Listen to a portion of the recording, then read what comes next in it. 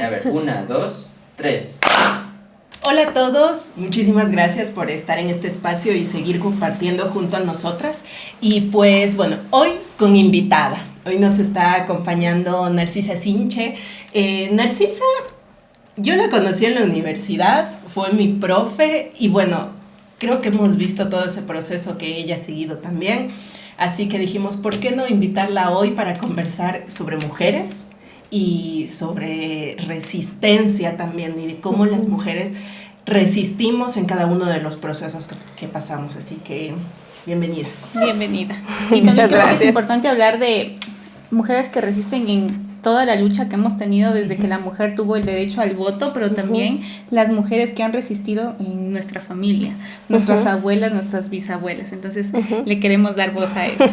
Muchas gracias, chicas, por la invitación, y creo que es importante tomarnos también los espacios a través de las redes sociales para empezar a discutir sobre estos otros modos de hacer política, sobre estos otros modos de hacer comunicación y de instalar un debate en la ciudadanía que nos lleve justamente a sacar nuestras propias conclusiones en torno a lo que estamos pasando ahora mismo en el contexto del paro nacional. Exacto. Ya para irnos metiendo al tema, a ver, como mujeres creo que nosotros venimos con una larga historia y tenemos historias que parten desde los núcleos más pequeños, desde nuestras familias, mujeres que han roto las barreras y se van ampliando cada uno de los espacios y hasta llegar a este tema de las mujeres haciendo historia. Desde tu experiencia, desde todo ese proceso y desde como investigadora también que eres, ¿qué podríamos decir de las mujeres en resistencia? A ver, es importante recordar que las mujeres en diferentes momentos de la historia hemos estado siempre en la primera línea de batalla para enfrentar crisis sociales, crisis económicas, hambre, desempleo, precarización de la vida, y lo hemos hecho tanto en los espacios privados, es decir, en nuestros hogares, como en los espacios públicos, como lo estamos viendo ahora mismo en el contexto del paro nacional, pero también en anteriores episodios de contienda política, como el paro del 2019 y el paro del 2022. Entonces, esto da cuenta de que las mujeres indudablemente somos pilares fundamentales en contextos de crisis social, en contextos de episodios de contienda política, y esto es lo que estamos viendo hoy por hoy. Esto significa entonces que las mujeres estamos en todas las organizaciones sociales, en todos los frentes, pertenecemos a organizaciones sindicales, a gremios profesionales, pertenecemos a grupos ambientalistas o ecologistas, también somos parte de esa expresión que, digamos, tiene que ver con el movimiento feminista en el Ecuador, y por eso es que decimos que las mujeres tenemos o construimos distintas herramientas de resistencia o distintas estrategias de resistencia que están diseminadas en el paro en distintos niveles. En primer lugar, en las mujeres que están ahora mismo en primera línea de batalla, y que esto significa que están poniendo el cuerpo de manera permanente en las comunidades, por ejemplo, de Imbabura, de Chimborazo, de La Suaya y de Loja. Entonces, por ejemplo, vemos que las mujeres en Saraguro están también todo el tiempo poniendo el cuerpo, conformando cadenas humanas, parándose frente a los policías y a los militares que llegan en esta actitud amenazante a amedrentar a la protesta, a reprimir a la protesta social, y sin embargo las mujeres siguen ahí, ¿no? Siguen muy firmes defendiendo la vida, defendiendo sus territorios. Pero es importante entender que esto no es solamente una lucha, digamos, de las mujeres, sino es una lucha de los derechos colectivos, y que en Saraguro podemos entender que esto se debe a que este cantón desde hace más de 30 años se ha mantenido en resistencia para evitar la entrada de la empresa minera, ¿no? De las empresas mineras, de la minería metálica, y que han sido justamente las mujeres, estoy recordando en 2022, que fueron las mujeres de Saraguro, las mujeres indígenas, las que frenaron la entrada de la Policía Nacional y de las empresas mineras transnacionales hacia Fierro Urco. Y son las mujeres las que hasta el día de hoy pues tienen o permanecen todo el tiempo vigilantes y bloqueando ese acceso a Fierro Urco desde el sector Loma de Oro. Entonces vemos que, si bien es cierto, compañeras que han tenido pues una historia de larga data en torno a la lucha, no solamente desde los pueblos indígenas, sino también la lucha antiminera, como nuestras compañeras Naira Chalán, Mercedes Quispe, Luisa Lozano. Finalmente ellas representan ese legado de las mujeres indígenas que son consideradas como mujeres guardianas de la vida, como mujeres guardianas del páramo, como mujeres que están todo el tiempo disputando esos sentidos en las calles y en sus comunidades para defender la vida frente a la avanzada del capitalismo. Y es una lucha, y son mujeres que resisten a veces en las sombras, porque si bien vemos casi todos los dirigentes son hombres, son los que alzan la voz, pero siempre las mujeres están detrás. Entonces, tú que conoces mucho más este tema, ¿a qué se debe esto? Que todavía no haya una presidenta dentro de estos grupos. A ver, tiene que ver justamente con el sistema cultural en el que vivimos, ¿no? O sea, es un sistema profundamente patriarcal, misógino, racista, clasista, que impone ciertos estereotipos y roles de género para hombres y para mujeres, y entonces esto lo hemos visto justo ahora en la coyuntura del paro nacional. No sé si ustedes han tenido la oportunidad de ver los comentarios misóginos, machistas en redes sociales cuando una mujer alza la voz y está también protestando en el marco del paro nacional, y que nos dicen: ustedes son vagas, vayan a trabajar, ¿acaso no tienen marido o hijos para que vayan a cocinarles? Y entonces esto es una muestra de cómo todavía hay trabas mentales, herencia colonial, herencia patriarcal en la sociedad lojana, que nos impide justamente otorgarles a las mujeres el lugar que siempre hemos tenido, ¿no? Y que desde la cosmovisión indígena tiene que ver con estas relaciones mucho más horizontales, de trabajo comunitario, de relaciones menos verticales, mucho más plurales, en donde todas las voces puedan ser escuchadas, incluidas las voces de los ancianos y de los niños y niñas. Y entonces esto tiene que ver justamente por el sistema, ¿no? El sistema en el que hemos crecido y que nos ha impuesto estas normas sociales del deber ser de las mujeres, que deben estar en la casa, relegadas al ámbito privado, a las tareas domésticas, mientras que los hombres tienen pues toda la cancha abierta para poder desenvolverse en distintos espacios políticos, públicos. Y entonces eso nos ha permitido de alguna forma, empezar a disputar esos espacios, porque nadie nos los va a regalar. O sea, es necesario empezar a disputarlos. Y creo que es importante mencionar que sí, o sea, que si bien es cierto, estas acciones de las mujeres han sido las menos visibilizadas y las menos reconocidas, es todavía menos reconocido el trabajo de los cuidados, porque hay que entender que las mujeres estamos en dos líneas de batalla, poniendo el cuerpo, como les decía, durante los paros junto a nuestros compañeros, pero también desde el trabajo de los cuidados.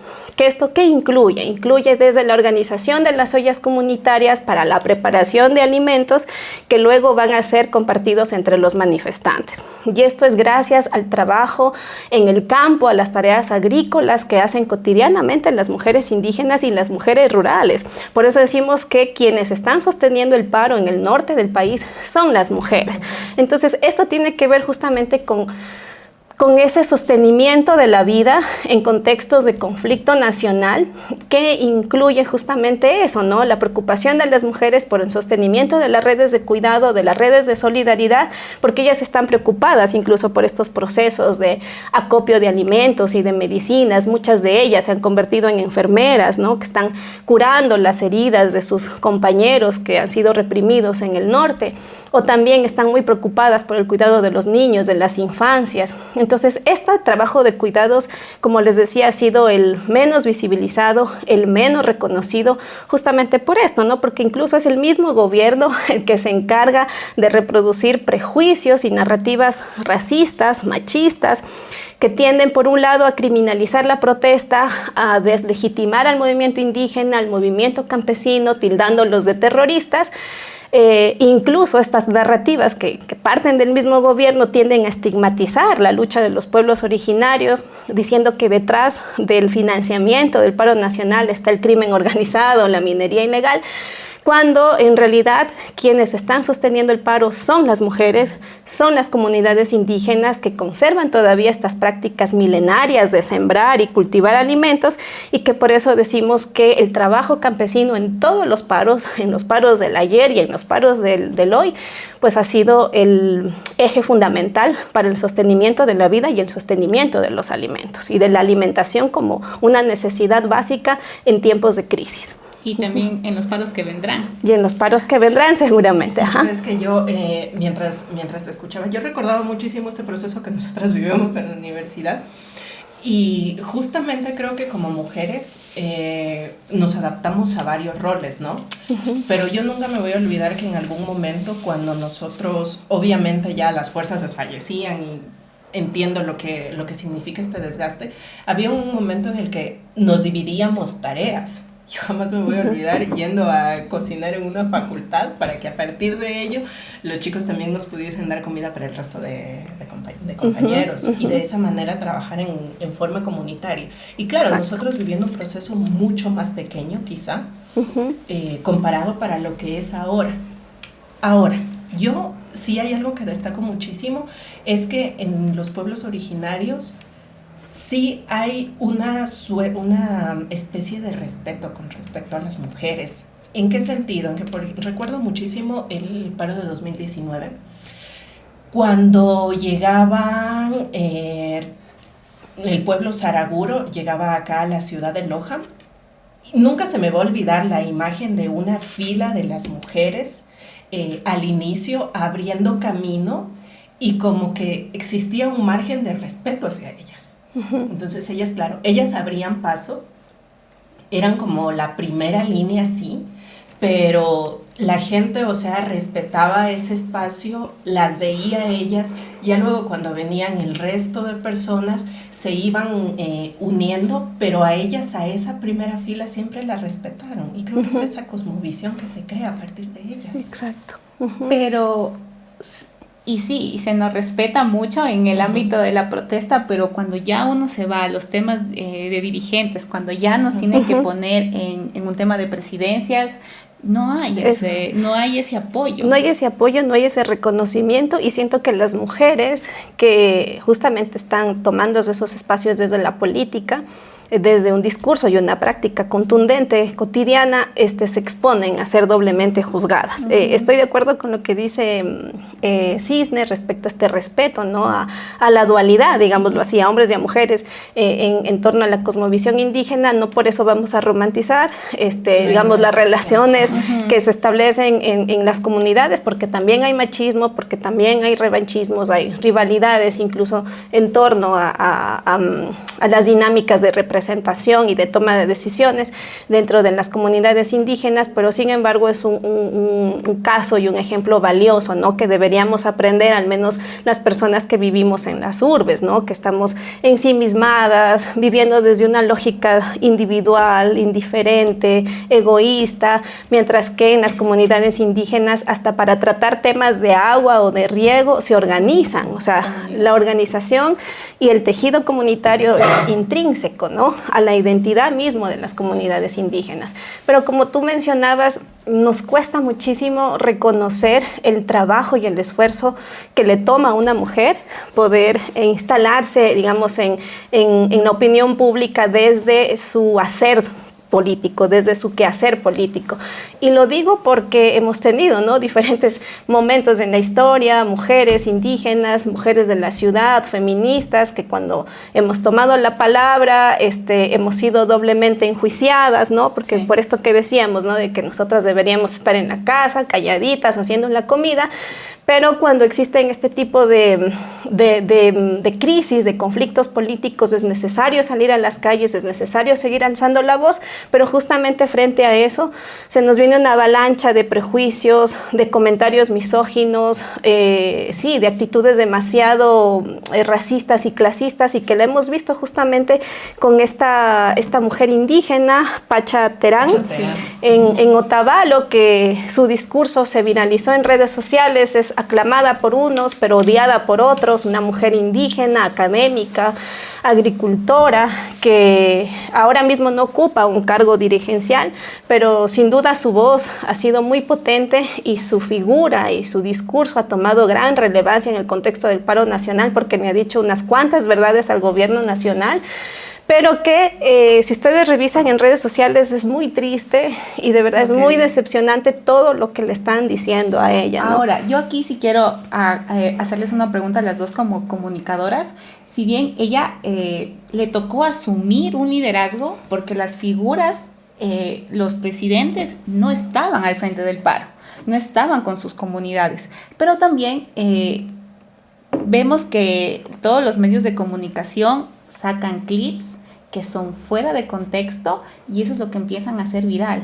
Entonces, tampoco desde la comunicación, ella en este caso, ella en este caso no tuvo ese respeto y le tocó salir a aclarar lo que dijo, a pesar de que fue muy clara en todas sus palabras. A través de sus redes sociales, sí vi que ella había hecho esas aclaraciones. Y claro, aquí también es como este papel, ¿no?, que juega la comunicación frente al aparataje comunicacional del gobierno versus los esfuerzos cotidianos que hacen los medios comunitarios y también otras propuestas periodísticas desde lo digital.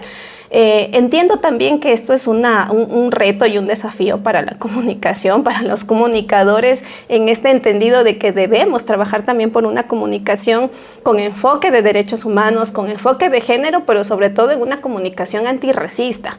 O sea, que en lugar de ser nosotras o nosotros desde la comunicación un contrapeso a las demandas y a los legítimos reclamos del movimiento indígena, pues seamos más bien ese canal, ¿no?, ese canalizador para que pues sus demandas puedan ser escuchadas y de alguna forma incluidas en esta cuestión del diálogo nacional.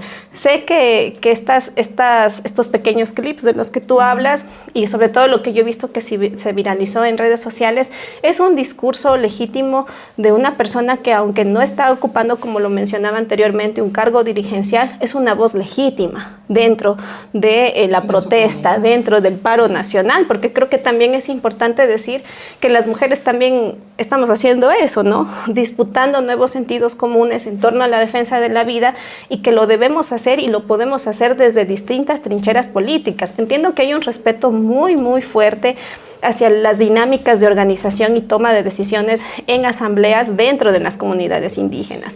Pero eso no significa que las otras voces no puedan ser escuchadas y no puedan ser incluidas también dentro de este relato que estamos intentando de construir como país, como mujeres, como feministas, como movimiento indígena. Y creo que es importante valorar eso también. O sea, creo que si es que no fuera por las redes sociodigitales, este discurso de Pacha Terán difícilmente hubiese sido transmitido en cadena nacional, difícilmente hubiese sido transmitido por Ecoavisa, por Teleamazonas, por estos canales que finalmente son los portavoces de este gobierno genocida, terrorista de Daniel Noboa, y que se ancla todo ese aparataje comunicacional que está siendo dirigido hacia eso, hacia reproducir prejuicios racistas, clasistas, para deslegitimar la lucha del movimiento indígena. Y ahora también ahí es muy preocupante el hecho de que se siga generando este proceso alrededor de las mujeres, más teniendo en cuenta que en contextos como en el que estamos ahora, de paros indígenas, todos recurrimos a las voces o a los recuerdos de Dolores Cacuango y de Tránsito Maguaña. Y todos en ese momento recordamos a ellas, pero quizá nos hemos olvidado de reproducir todas las cosas que ellas lograron. Y claro, tenemos una Dolores Cacuango que trabajó por las escuelas bilingües para que los indígenas accedieran al tema educativo, y tenemos una Tránsito Maguaña que se la fajó por los derechos laborales, ¿no? O sea, que es una de las cosas más fuertes. Y a pesar de eso, a pesar de esos recordatorios, aún seguimos estigmatizando a la mujer. Y si salimos del campo indígena netamente, también encontramos una serie de nombres que nos recuerdan también todas las posibilidades hacia donde nos podemos abrir, pero nos seguimos enfrascando o nos seguimos quedando con la misma crítica a las mujeres. O sea, es como que seguimos metidos en un círculo vicioso, lastimosamente. Y que, digamos, se manifiesta no solamente en estas, digamos, trabas mentales que nos impide, digamos, reconocer a una mujer que puede estar liderando un espacio barrial, un espacio sindical, así como un espacio, digamos, mucho más abierto y mucho más público como una presidencia, ¿no? O sea, todavía nos cuesta reconocer y entender que las mujeres tenemos la capacidad para poder liderar distintos espacios, ¿no?, de toma de decisiones, de construcción de nuevas formas de hacer política, y siento que no necesariamente todo tiene que estar justamente plegado a esta necesidad de la visibilidad por una representación pública a cargo de una mujer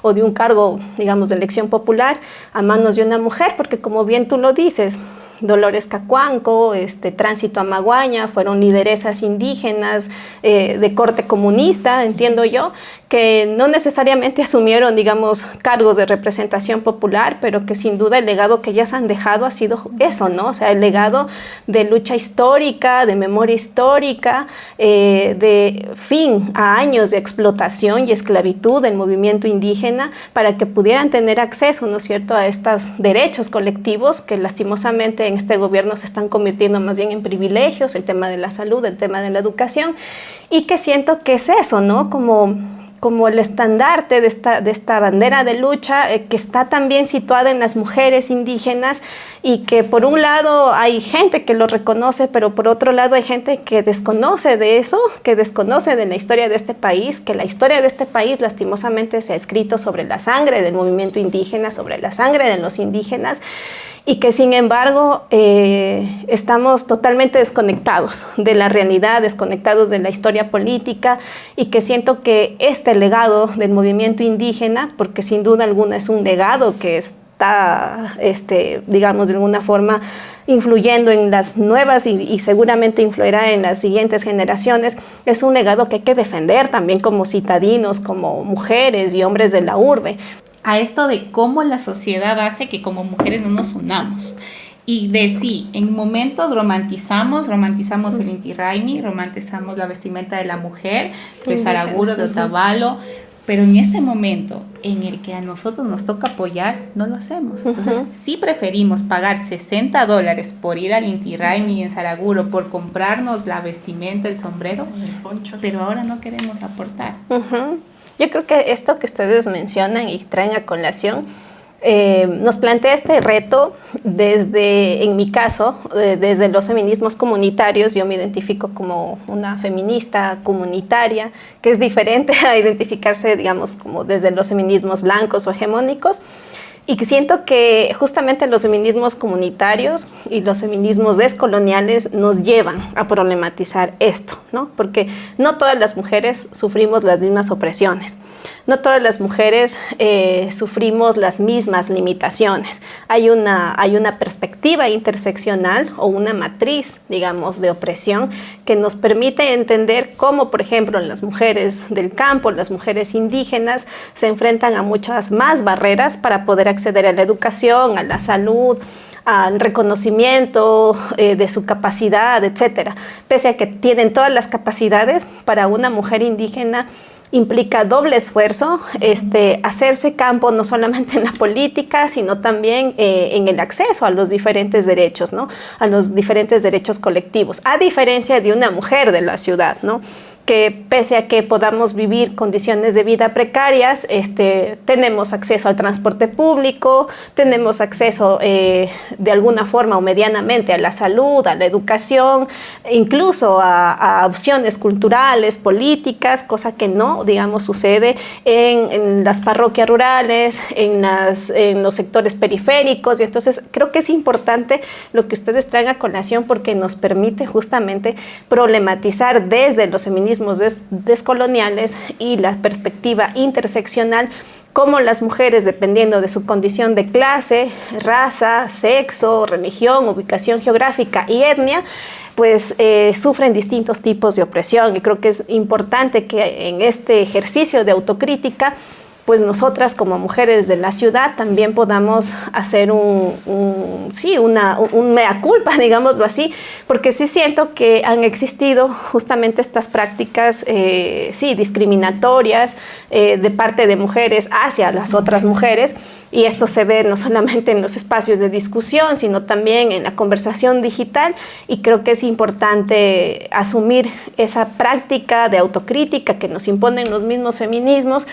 Incluso también, ¿no? Estas otras corrientes de las mujeres que luchan más allá de los feminismos en este análisis de cómo también la lucha feminista, la lucha de las mujeres tiene que ser también por la justicia social, por el fin del neoliberalismo, en contra del capitalismo salvaje, porque creo que todas esas luchas, digamos, históricas y que están abarcadas en un paraguas mucho más amplio sobre cómo queremos vivir nuestra vida, nos lleva también a tener más empatía, ¿no? A tener más empatía con quienes de pronto no tienen las mismas posibilidades de nosotras, ¿no? Y no desde una perspectiva salvacionista de que nosotras como mujeres de la ciudad vamos a tener la capacidad de salvar a las otras mujeres que están en situaciones de opresión, no, sino que más bien desde relacionamientos mucho más horizontales, empezar con prácticas pequeñas, como por ejemplo no regatear en los mercados a las mujeres campesinas, a los y las campesinas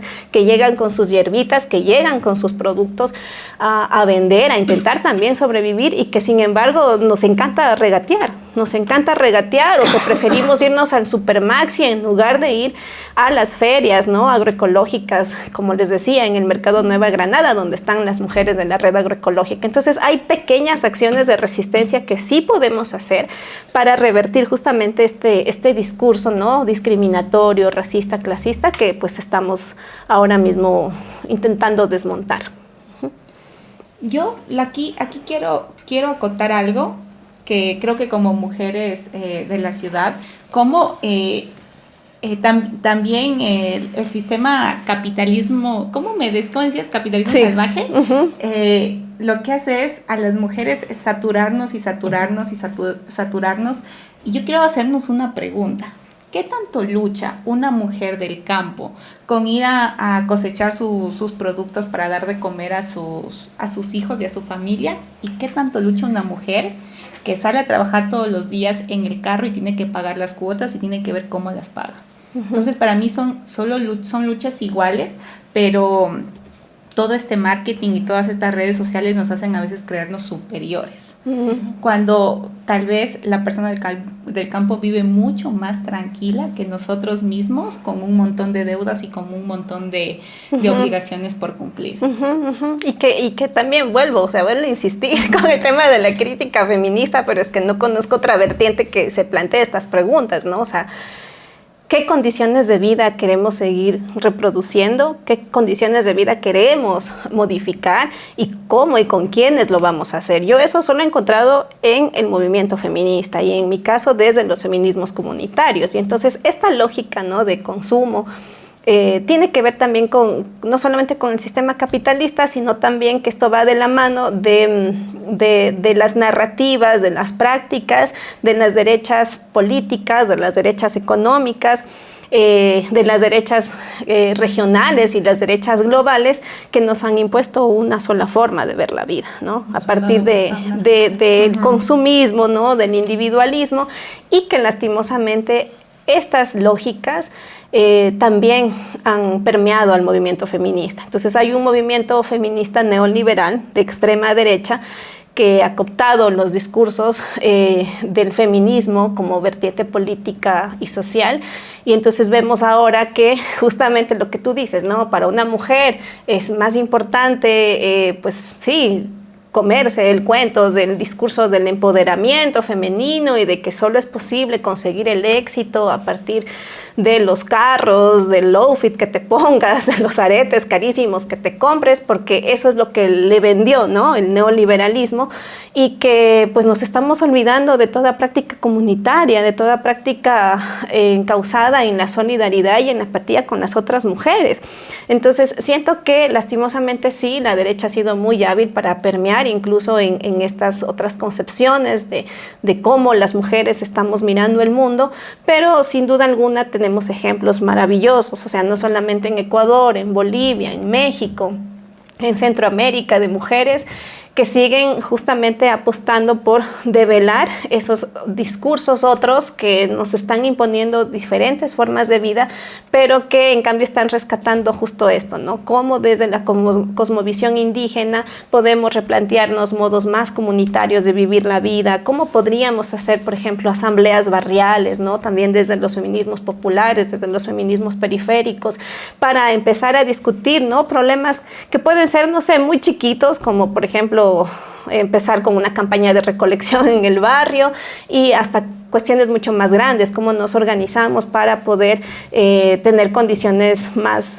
seguras en nuestras casas, en nuestros hogares. Y entonces eso siento yo que hay mucha experiencia y muchas historias, digamos, que son importantes de rescatar por parte de los feminismos comunitarios, por parte de las mujeres zapatistas, incluso en México, que también nos dan muestras y representan ese legado de cómo desde el levantamiento zapatista las mujeres indígenas también se han parado muy duro frente al racismo estructural en México, pero que a las mujeres del mundo nos están dando grandes ejemplos de dignidad, de resistencia, porque pues el movimiento indígena zapatista es un movimiento autónomo, tiene sus propias escuelas, tiene sus propios hospitales, tienen esta consigna de solo el pueblo salva al pueblo, de que la tierra es solamente de quien la trabaja, y entonces siento que todas estas prácticas políticas de resistencia que emergen desde los movimientos de mujeres, desde los movimientos indígenas, nos dan muestras de que aún hay esperanza, ¿no? Y que también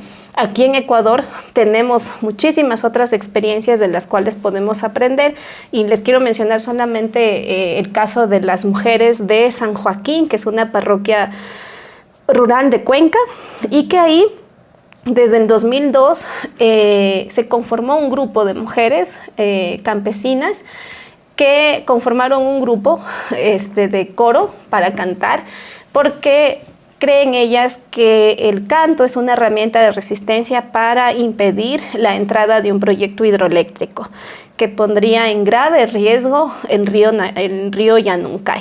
Entonces, tuve la oportunidad de conocer la comunidad hace 2 semanas, que nos invitaron, y la verdad es que yo vine muy inspirada al conocer justo eso, ¿no? Esas otras acciones de microresistencias que se conforman desde las periferias del mundo moderno y que son mujeres que han podido lograr hacer como un diálogo y un intercambio de conocimientos intergeneracional, porque son mujeres adultas, mayores, mujeres jóvenes, que ya se presentan incluso en distintos escenarios, digamos, a nivel de Cuenca y a nivel nacional, con canciones que hacen alusión a la defensa de la vida, a la defensa de los páramos, y son mujeres agricultoras, son mujeres que tienen también que ejercer su trabajo de lideresas, pero también trabajo del hogar no remunerado, y que sin embargo, pese a que no están todos los reflectores sobre ellas y su accionar, pues están todo el tiempo trabajando en torno a esto, ¿no? A la defensa del río Yanuncay, y están conformando actualmente asambleas para poder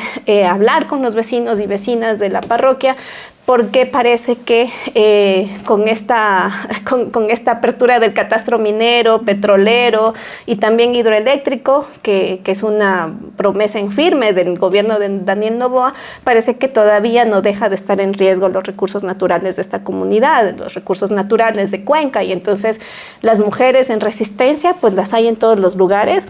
Y es, creo, deber de nosotras también como comunicadoras poder visibilizar esas otras expresiones que son regionales, que pueden ser también latinoamericanas y mundiales, para que veamos las mujeres que también existen posibilidades de recuperar la esperanza. Y creo que como lojanas y como lojanos, tomar como ejemplo lo que pasó en Cuenca. Uh-huh. Y aquí, porque aquí siempre vemos que cuando hay algún caso con Fierro Urco, no salen las personas. No. Y no se dan cuenta de que si no tenemos agua, no tenemos nada. Y lamentablemente es este caso que nos ha tocado vivir en Loja, que decimos, prefiero estar sin luz que estar sin agua. No, y lo peor, sí. O sea, bueno, digo, lo menciono porque a mí me parece que es importante hacer un ejercicio de autocrítica. Pongamos el contexto de los 6 años que se cumplieron, creo que fue en agosto, de hace 2 o 3 meses, se cumplieron 6 años del incumplimiento de la declaratoria de Loja libre de minería. Uh-huh. Hicimos varias acciones de protesta, una marcha en la que no hubo mucha gente, pero que pues fue importante porque pudimos confluir con organizaciones a nivel provincial, vinieron compañeros y compañeras de Espíndola, de Calvas, de Paltas, de la parroquia de Gualel, que también ahí han mantenido una lucha muy, muy ardua contra las empresas transnacionales. Estuvo también el Frente Nacional Antiminero, nosotras como comunitarias, CODEMUF y otras compañeras también de Saraguro y a nivel de la provincia. Y a mí me dio mucha lástima ver justo, ¿no?, como tan poca gente frente a esta convocatoria de la defensa de la fusión del Banco de Loja con el Banco de Pichincha. Y entonces, claro, intentábamos como entender por qué pasa eso, ¿no? Y entonces con algunos amigos y amigas decíamos, claro, la defensa, esta defensa ardua que hubo en contra de esta fusión del Banco de Loja y el Banco del Pichincha, se debió porque claro, hay un imaginario que, digamos, podría llegar a ser relativamente tangible porque estás hablando de tus recursos, de tus ahorros en un banco específico en donde está, obviamente, la infraestructura en pleno centro de la ciudad, a diferencia de la defensa de los páramos, que todavía nos parece muy lejano, ¿no? O sea, porque pensamos que el agua todavía nos llega del grifo, pero no estamos siendo conscientes que el agua nos viene de los páramos de Fierro Urco. Y entonces no hay todavía esa capacidad de imaginarnos más allá de lo tangible, lo que puede llegar a representar la avanzada de la minería metálica en la provincia de Loja, porque no solamente es en Fierro Urco, es en otros cantones, en Espíndola, en Paltas, Macará, en Calvas, en Macará. Y entonces hay casi la mayoría de estas concesiones mineras están en etapa de exploración inicial, hay algunas que están ya en etapa de exploración avanzada y ya hay registros justamente de afectaciones a la salud, afectaciones a la flora, a la fauna, al ecosistema como tal, a la afectación de las fuentes hídricas. Y entonces, claro, o sea, a veces entender un poco el caso de Loja nos lleva a muchos como interrogantes, pero también muchas decepciones, muchas frustraciones, porque siento yo que en Cuenca es diferente, el cuencano creció con una identidad muy arraigada a los ríos, porque obviamente los ríos allá no están embaulados como los tenemos acá. Y entonces hay una relación muy íntima entre la defensa de los ríos y la identidad del cuencano. Es algo tan importante y tan significativo que incluso a gente que votó por Noboa le molestaba el hecho de que le vayan a tocar los páramos y que le vayan a contaminar sus fuentes hídricas, y que por eso hubo esta marcha, ¿no?, que conformó un quinto río en torno a la defensa del Quimsacocha, y que yo no veo eso aquí en Loja, porque en Loja siento yo que el lojano todavía está en búsqueda de su identidad. No quiero caer en discursos chauvinistas, en discursos muy románticos, porque siento que el deber de nosotras las mujeres y sobre todo de las comunicadoras es hacer esa autocrítica. Entonces, el lojano vive de glorias pasadas, en torno a la cultura, en torno a la política, pero eso creo que nos ha impedido justamente entender el por qué nos cuesta tanto defender, ¿no?, cosas tan básicas como la vida, el agua, los páramos, pero en cambio sí tenemos otra posición muy distinta cuando sí nos toca defender de pronto los ahorros, nuestros ahorros, pero debería ser igual, ¿no? O sea, debería ser la defensa, una defensa por la vida como tal, porque es finalmente el sistema capitalista el que nos está intentando atacar por todos los frentes y necesitamos estar unidos y fuertes, más fuertes que nunca, para justamente disputar esos otros modos de vida. Y es complicado porque ahora mismo en torno al paro nacional, quienes salimos a las manifestaciones seguimos siendo las mismas personas de siempre. Por ahí en redes sociales nos dicen 4 pelagatos, pero bueno, esos 4 pelagatos estamos ahí firmes y convencidos de que es necesario tomarnos las calles. Pero por ejemplo, lo que yo sí a veces me pregunto mucho, ¿y qué pasó con estos partidos políticos que supuestamente eran oposición al gobierno, en este gobierno y en el anterior, y que han guardado un silencio cómplice? ¿Qué pasó con las mujeres que salían anteriormente a pedirnos el voto, las mujeres candidatas o las mujeres que ya ocuparon un cargo de representación popular y que no se las ve en las marchas? ¿Qué pasó con el resto de grupos y de organizaciones sociales que no están ahí, que no les vemos discutiendo y disputándose también estos nuevos sentidos comunes en torno al paro nacional, y que nos han dejado solos, y que a pesar de que somos pocos, sentimos esa necesidad, ¿no?, de, a pesar de nuestras diferencias? Yo tengo que decir, tengo muchas diferencias ideológicas incluso con quienes están convocando el paro, pero sin embargo, digo, más allá de las diferencias, yo voy, yo escucho y también sumo. Pero ¿y qué pasó con el resto de actores sociales Por ahí andaba en una reunión en donde veía que la discusión ahora es crear un pacto de la lojanidad en torno a esto tan crucial que se nos viene en noviembre, que es la consulta popular y el referéndum. Perdón, pero el pacto de la lojanidad creo que es un proyecto que debe esperar y es un proyecto a largo plazo, porque en primer lugar, ¿qué es la lojanidad? Yo tengo una concepción muy distinta a lo que es la lojanidad por todo lo que estoy diciendo.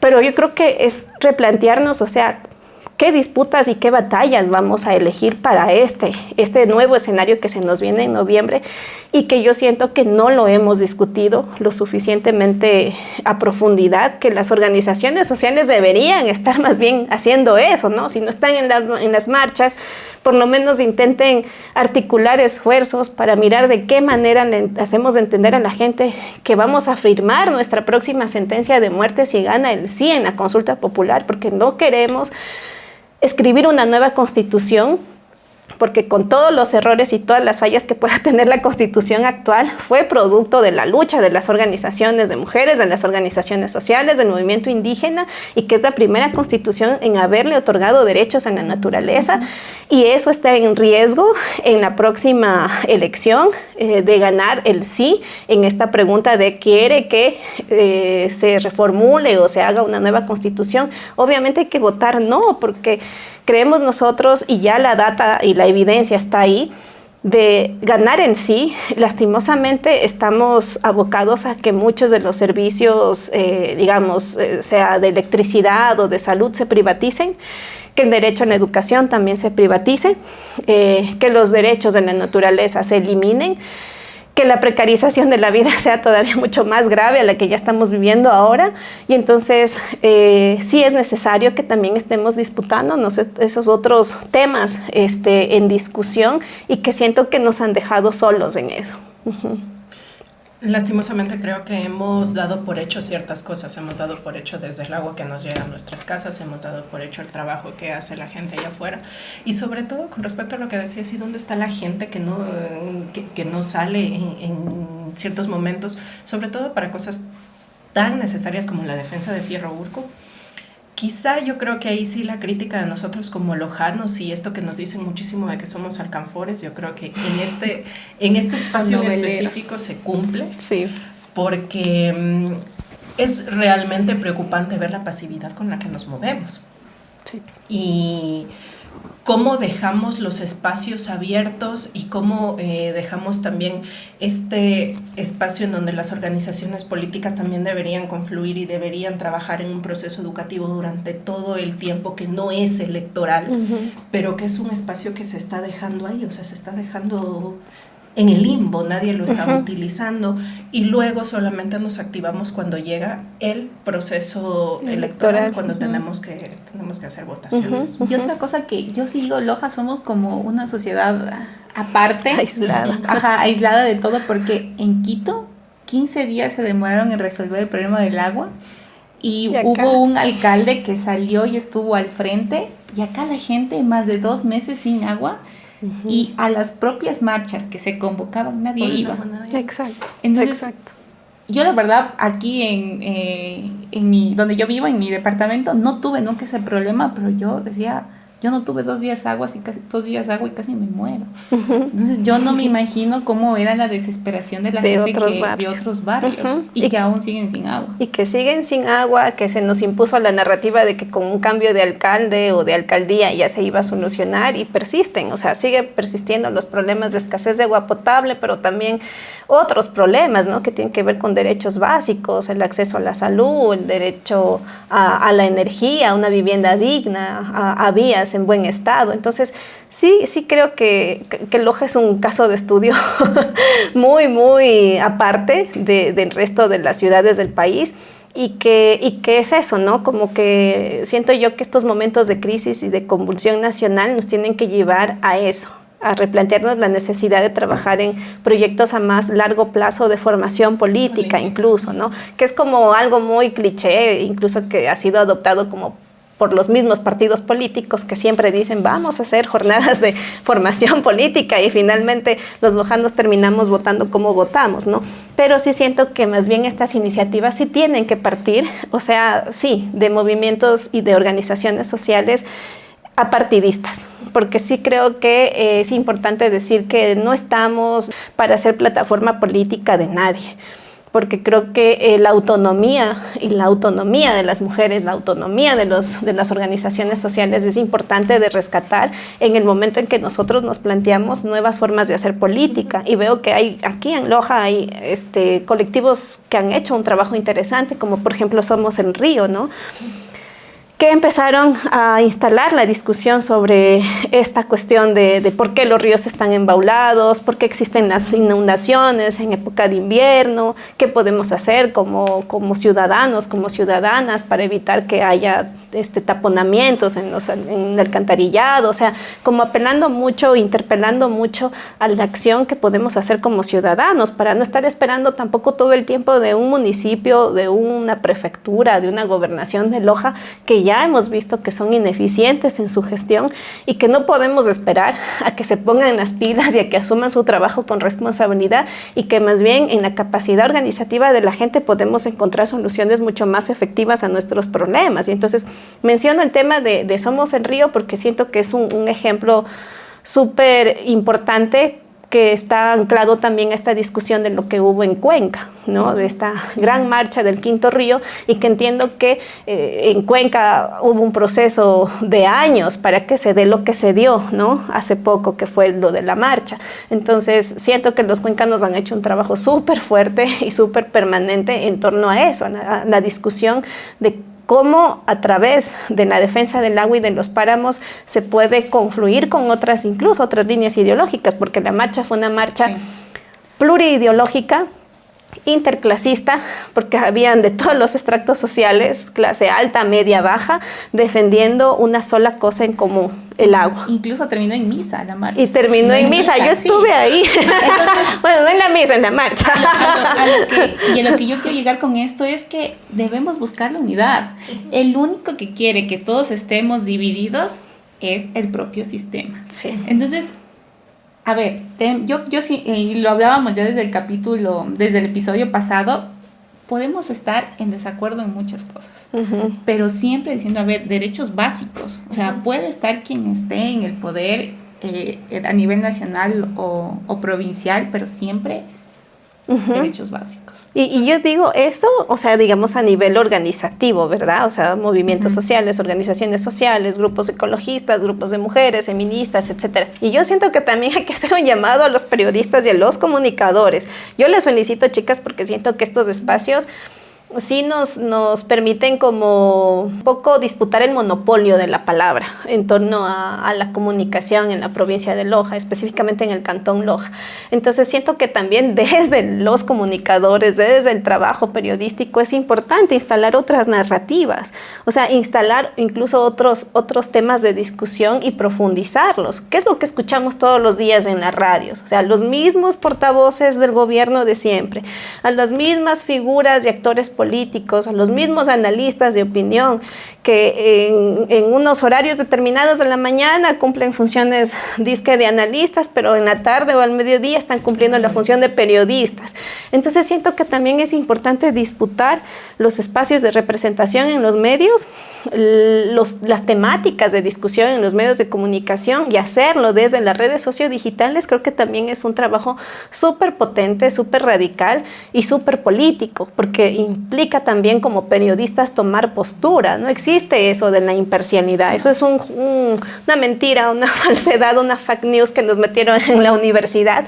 Los periodistas y las periodistas tenemos que asumir postura política frente a determinados momentos de la historia política del país, y creo que esto que están haciendo ustedes, el hablar, y que seamos nosotras las mujeres el que estamos hablando, las que estemos hablando ahorita sobre las situaciones del paro nacional, sobre el papel de las mujeres en el paro nacional, ya instala otra narrativa, instala otras voces, otros rostros que es importante empezar también a visibilizar.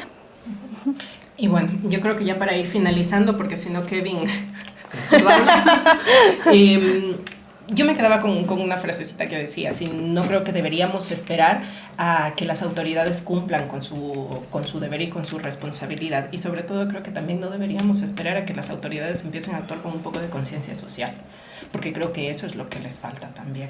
O sea, nos hemos olvidado de mirar hacia esos sectores que están también abandonados y por ahí creo que también deberíamos orientarnos.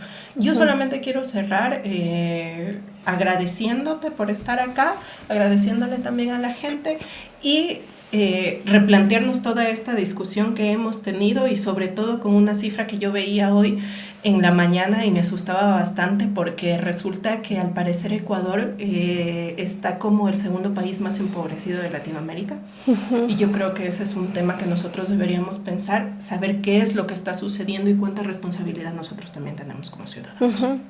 Sí, sí, sí, y me sumo justo a este tema de las cifras, ¿no? O sea, el más empobrecido, el que sufre más hambre, el país más violento, ¿no? Hemos roto como con la cifra récord, llegamos hasta mitad de año con más de 5.000 homicidios y no entendemos entonces hacia dónde se están dirigiendo los fondos recaudados producto del alza del IVA el año pasado, no sabemos hacia dónde se están dirigiendo los fondos que se están recaudando a partir de la eliminación del subsidio al diésel, porque supuestamente nos vendieron esa retórica, ¿no? De que pues estamos alzando los precios de todo para garantizar a los ecuatorianos y ecuatorianas mayores condiciones de seguridad y de vida digna, pero más bien lo que estamos viendo es que todos esos esfuerzos, todos esos recursos se están destinando a los policías, a los militares, para que reprima a la gente, para que asesine los comuneros en el norte del país, y es una cifra alarmante, es una cifra que duele, que se suma al resto de cifras, porque el año pasado, bajo este eufemismo de la guerra o del conflicto interno armado, se asesinó a 21 personas, entre ellas a 4 menores de edad, los niños de las Malvinas, y se desapareció a más de 43 personas, no sabemos dónde están, pero también sabemos que hay otras cifras que nos deben causar vergüenza y dolor, como el recorte en la educación, que ha dejado a más de 72.000 niños fuera del sistema escolar. También cifras vergonzosas que tienen que ver con el recorte a la salud, que ahora mismo están poniendo en riesgo a más de 20.000 pacientes renales por esta deuda millonaria que mantiene el gobierno con las dializadoras. Y en fin, o sea, toda la precarización de la vida que se ha agravado y se ha extenuado con el gobierno genocida y terrorista de Daniel Noboa, nos está dejando profundas heridas en la vida, en el corazón, en el cuerpo, pero pese a eso vamos a seguir resistiendo. Como dice el movimiento indígena, ya hemos resistido 533 años de colonialismo, es muy difícil que nos puedan rendir, que nos puedan cansar. Y yo también quiero agradecerte, y no solo a ti, sino a todas las mujeres que resisten, porque si bien con CIS vivimos una etapa de activismo en la universidad, lo teníamos con una red de apoyo, que esa red de apoyo eran nuestros padres. Y yo no me imagino, y por eso es mi profunda admiración y gratitud hacia todas las personas que alzan la voz, no solo contra este gobierno, sino contra todos los que han venido atrás, y siendo personas adultas, cabezas de familia, en donde lo primero que hacen es quitarte los trabajos, que no puedas que nadie te contrate, te cierran las puertas. Entonces, sí, mi profunda admiración. Qué linda, muchas gracias. Gracias por el espacio, gracias por invitarme. Esperemos que no sea la última, ni la primera ni la última. Nos quedó corto el espacio. Ajá. Pero sí, y esperamos que también esto sea el espacio para que se abra diálogo. Pero un diálogo con respeto, así que tienen ahí los comentarios, déjennos sus comentarios y nosotros también estaremos respondiendo. Eso, muchísimas gracias. Muchas gracias. Chao. Nos vemos en el siguiente episodio.